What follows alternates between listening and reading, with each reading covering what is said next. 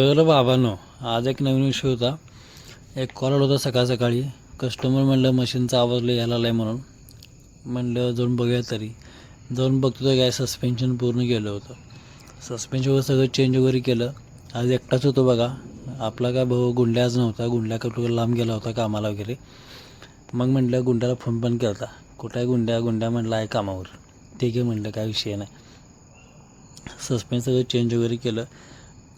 Machine पूर्ण pack करून मशीनचं एखादं बघितलं आवाज येतो आहे का परत. कस्टमर पण खुश झालं.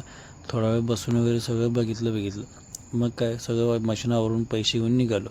कारण आज मोठी गाडीतून काय घेऊन गेलो होतो की मोठ्या गाडीचं नंबर प्लेट येणार होतं.